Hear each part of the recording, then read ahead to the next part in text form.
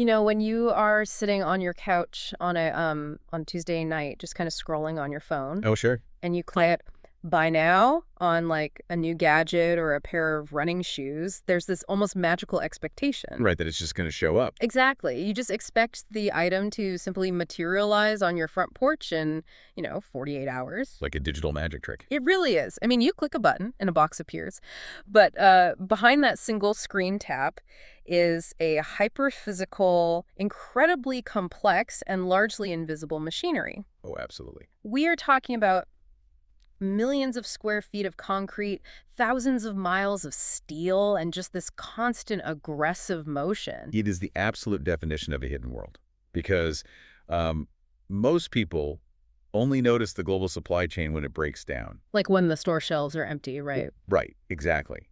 But when it's actually functioning, it's a masterpiece. It's this blend of physical engineering, human coordination, and high-stakes economic strategy. Welcome to the deep dive. Today, our mission is to unpack exactly how those goods get to your doorstep. And we are going straight to the architectural blueprints to do it. We are. We are looking through a highly specific, totally fascinating lens today. We have the Q1 2026 Lee& Associates Houston Industrial Distribution Market Report. Which I know sounds heavy. Yeah, if you are thinking a commercial real estate report sounds like a dry, dusty audio textbook, just stick with us. Because it's really not. No, it's not. This specific stack of data actually contains the secret codes to how global trade is aggressively rewiring itself right this very second. It is so much more than just a spreadsheet of square footage. Right, or rental rates. It's a live map tracking the physical migration of the entire global supply chain. Yeah, we're going to use this regional data to connect the dots. Yeah. Between local concrete being poured in Houston and massive seismic shifts in the global economy. Okay, let's unpack this. To really understand that invisible machinery of the supply chain, we first have to look at the health of a major hub. And Houston is undergoing a massive transition right now. It is. The market is moving out of that Wild West pandemic era chaos, where the strategy was just build everything everywhere as fast as possible. The frenzy. Exactly. And we are now entering what the report defines as a sustained equilibrium. Which is a much more disciplined, hyper-calculated new normal. Yeah. Okay. And the raw numbers show the citywide asking rate for industrial space is actually up. It hit 67 cents per square foot, climbing from 65 cents last quarter. But at the exact same time, the vacancy rate tightened. It dropped down to 6.2% from 6.8%. Which is really interesting because a tightening vacancy rate alongside rising rents, Yeah. that's a classic indicator of deep market strength. How so? Well, typically in real estate, when landlords push prices higher, you eventually hit a ceiling. Right. Tenants push back, demand cools off, and buildings just sit empty. Which pushes the vacancy rate up. Exactly. But in this data, the metrics are moving in a highly stabilized, synchronized tandem. Tenants are literally willing to pay the premium because the space is fundamentally necessary to their operations. Okay, but here's the specific statistic from the sources that really made me pause. Okay. In the first quarter of 2026, the Houston market absorbed 7.25 million square feet of space. Right. But during that exact same 3-month window, 8.7 million square feet of brand new construction was delivered to the market. Yeah, that's a big number. It is. They poured and finished more concrete than tenants actually moved into. But the overall vacancy rate still dropped. I gotta admit, the math on that seems completely backwards at first glance. Oh, it's a super common point of confusion. Yeah. Because absorption is a highly specific technical term in commercial real estate. Okay, break that down for us. Absorption does not just mean new leases signed. It's the net change in physically occupied space. Oh, I see. So if a logistics company moves out of a 100,000 square foot building, but another company moves into a 200,000 square foot building, the market had a positive absorption of 100,000 square feet. It makes me think of like a snake digesting a massive meal. Huh. That's a good way to picture it. Like it swallows something huge and Yeah. it takes a moment for it to process. There's this visible bulge as the meal moves through the system. Right. But the market's digestion, the positive absorption rate, shows it is swallowing all this new concrete without choking. What's fascinating here is the timing mechanism behind that digestion process. Because when you see deliveries outpace absorption by about 1.5 million square feet in a single quarter, Your instinct is to scream oversupply. Exactly. The immediate instinct might be to warn of oversupply, but that slight pressure on the numbers is actually a mirage. A mirage. Yeah, because when a massive warehouse finishes construction, the city grants a certificate of occupancy. Okay. And the second that certificate is signed, that building enters the data pool as vacant inventory. Even if someone has already leased it. Right. Because the tenant might need another 60 days to, install their racking systems, bring in their robotics, and officially occupy the building. Ah, so the underlying demand is ferocious. The data just has a slight mechanical lag. Precisely. And to put your snake analogy into historical context, this market has developed an iron stomach. Since 2018, the Houston market has added nearly 189 million square feet of distribution inventory. 189 million. It's massive. To visualize that for you listening, if you laid that much square footage out flat, you are talking about paving over roughly 3,500 football fields of pure warehouse space. Wow. In just 8 years. And the market hasn't collapsed under that weight. No, it has reached equilibrium.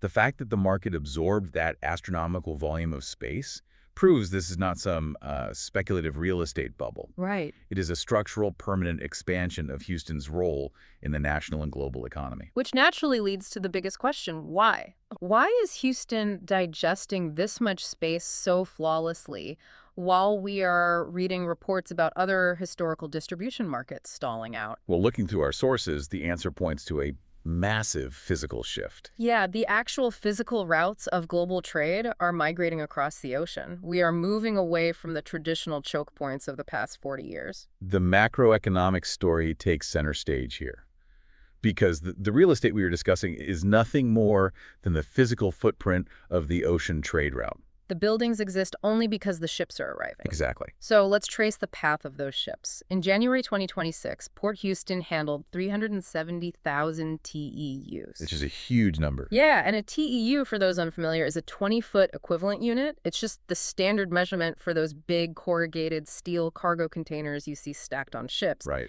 So that 370,000 number represents a 4% increase year over year. And Houston is not an isolated incident. No, the East Coast ports are climbing as well. Right. New York and New Jersey are up 4%. Savannah is up 9%. But then you look at the west coast of the United States, and the numbers are falling off a cliff. It's pretty dramatic. Los Angeles is down 12%. Long Beach down 11%. Seattle and Tacoma are down a staggering 17%. Those are double-digit declines in some of the historically most dominant foundational ports on the entire planet. Yeah, I mean, Los Angeles and Long Beach have effectively been the front door for Asian manufacturing into the United States for decades. Decades, yeah. Here's where it gets really interesting. If I am a logistics executive for a massive global retailer, why on earth would I abandon the West Coast? That's a great question. Because just looking at a globe, Los Angeles is thousands of miles closer to the manufacturing hubs in Shenzhen or Tokyo than, say, Houston or Savannah. Oh, absolutely. So are we seeing a permanent rewiring of global trade right here in the data, or is this just a temporary reaction to something else? It is a deliberate structural strategy called supply chain diversification, because distance is no longer the most important metric in global shipping. Really? What is Predictability. During the pandemic, and in the years of labor disputes that followed, businesses learned a really brutal lesson about relying on a single massive choke point. Oh, right. The strikes. Yeah. If you route 80% of your national inventory through Los Angeles and there's a dock worker strike, or the rail lines backing up to Chicago get congested, your entire company is paralyzed. You literally have billions of dollars of seasonal inventory sitting at anchor in the Pacific Ocean, completely unreachable. Exactly. So shippers are actively choosing to bypass California altogether. Wow. They are sending ships through the Panama Canal, accepting a much longer ocean voyage just to unload in the Gulf of Mexico or the East Coast. So they are willingly paying for a longer boat ride to guarantee the cargo actually touches dry land on schedule? Yes, predictability has become far more valuable than raw geographical proximity. A 25-day ocean voyage to Houston that arrives exactly on Tuesday is infinitely better for a supply chain manager than a 14-day voyage to Los Angeles that might sit floating offshore for an additional 3 weeks waiting for a berth. That makes total sense when you put it like that. And we see the direct consequence of this shift in the Houston real estate data. The Southeast Houston submarket is exploding. Because it sits right next to Port Houston. Yes. It is the absolute focal point of market strength right now. It offers immediate, frictionless connectivity to the docks. So tenants are just flocking there? Flocking to the southeast quadrant, not just for the location, but because developers there are providing the specialized infrastructure required to handle booming port traffic. Oh, like what? Well, a modern port-centric warehouse requires massive, heavy power capabilities to run industrial conveyors, climate-controlled zones, and automation. That takes a lot of juice. It does. It also requires reinforced concrete truck aprons to handle the constant pounding of fully loaded drayage trucks coming straight off the docks. So the boats are literally dictating where the buildings are constructed. Exactly. And that transitions perfectly into the actual architecture of these spaces. Because of this massive port-driven demand, the physical shape of the warehouse has become highly specific. Oh, definitely. We are talking about the architecture of throughput. The shape of the concrete shell dictates the economics of the entire market. Form follows function. And in the logistics industry, function is entirely defined by velocity. How fast you can move it. Right. How fast can you get a pallet off a truck, sorted onto another truck? Okay, let's break down the configurations from the report, because the pricing mechanics here run counter to what you might expect. They really do. There are basically three types of industrial buildings dominating the landscape. You have rear load product. This commands the highest rent in the market at 72 cents per square foot, but the physical deal sizes are small, averaging around 32,000 square feet.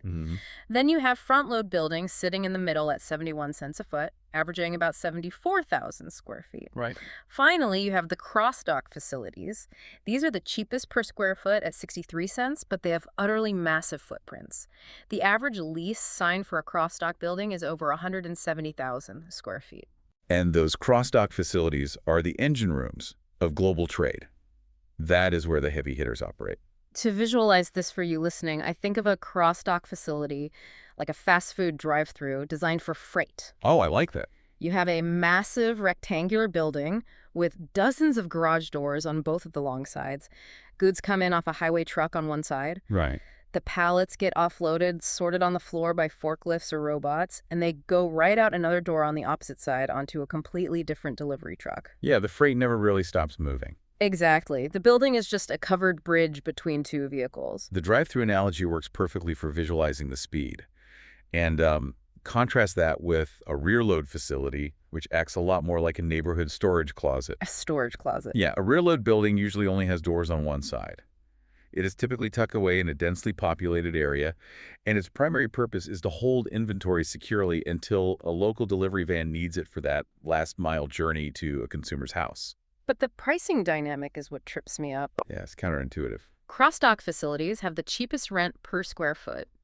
In any other real estate sector like residential or office, the cheapest space is usually the least desirable. Oh, for sure. Yet the report clearly shows these are the most sought-after assets from major corporations. Why is the cheapest space the most prized? Because the math of a megatenant is focused on operational scale, not the raw cost of the dirt. Okay, unpack that a bit.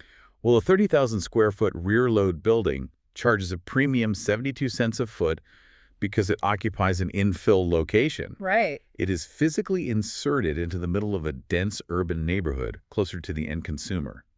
Land is incredibly scarce there, so the landlord can charge a high rate. That makes sense. But a major national distributor importing containers from Asia does not want to navigate 18-wheelers through a residential neighborhood. Oh, right. That would be a nightmare. Exactly. They require a massive cross-dock facility on the outskirts of the city, right on a major highway interchange, where they have enough land to park 200 semi-trailers simultaneously. So they are paying a lower rate of 63 cents a foot, but they are renting 500,000 square feet. They are paying for velocity and volume. And we are seeing market-defining deals happening in these huge spaces. The source material notes that Grainger, the massive industrial supply company, signed a 1.28 million square foot lease in the Northwest submarket. It's an unbelievable deal. Think about that scale for a second. 1.28 million square feet is roughly 22 NFL football fields under a single continuous roof. Yeah, it's mind-boggling. That is a staggering amount of space for one company to absorb in a single quarter. It illustrates the aggressive trend of corporate consolidation. You see, 5 or 10 years ago, a company like Granger might have operated 5 smaller, older, 200,000 square foot warehouses scattered across the Texas region. Right, piecing it together. But operating 5 separate buildings means paying 5 separate management teams, maintaining 5 security protocols, and running inefficient, fragmented inventory software. That sounds like a logistical headache. It is. By consolidating into 1.28 million square foot mega facility, they can implement a single, centralized robotic system that can optimize their labor force. So they are drastically reducing their operational overhead, even if the absolute rent check is massive. Exactly. So knowing exactly what these mega tenants demand, hyper-efficient, massive machines for moving goods, how are the developers reacting? That's the real chess game right now. Yeah, the organization's actually buying the land, securing the financing, and pouring the concrete for these behemoths. Because looking at the data, they are playing a very high-stakes chess match with the 2026 economy. The cost of institutional capital right now leaves very little room for error. A miscalculation on a million square foot building can bankrupt a development fund. Let's look at the pipeline they are building. There's currently 16.6 million square feet of industrial space under construction in Houston right now. Okay. But here is the kicker. Only 20.6% of that under construction space is pre-leased. That means nearly 80% of what is currently being built out there does not have a committed tenant. They are building it on spec. Right. Now, you have to layer that against the broader economic indicators the report tracks. Houston's total employment is robust at 3.46 million people. Unemployment is sitting at 4.3%, which perfectly mirrors the U.S. average. WTI crude oil, which historically acts as the economic lifeblood and safety net for the Houston region, is sitting very strong at $112.06 a barrel. And construction jobs specifically grew by 6.6%. The macro indicators paint a picture of a highly insulated, very active regional economy. Strong oil prices translate directly into capital expenditures by energy firms. Which filters down into local job creation and consumer spending. Exactly. So what does this all mean?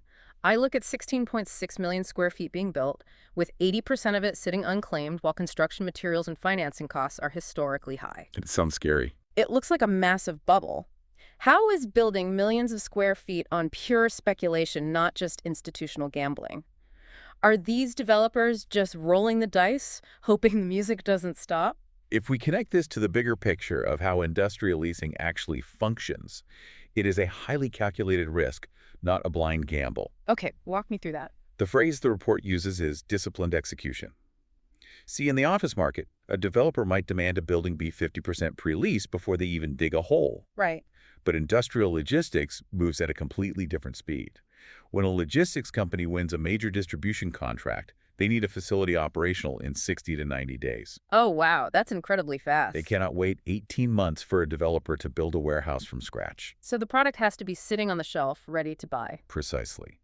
Tenants want to see the walls tilted up and the roof on before they sign the lease. What developers are doing right now is pivoting. Pivoting how? They have stopped the wild, scattershot expansion of building anywhere they can find cheap dirt. Instead, they're executing highly targeted construction strictly within core logistics corridors, like the southeast near the port or the northwest near major rail and highway interchanges. Ah, so they are putting the spec buildings exactly where they know the demand will hit. Exactly. They know that rising capital constraints demand a sure bet.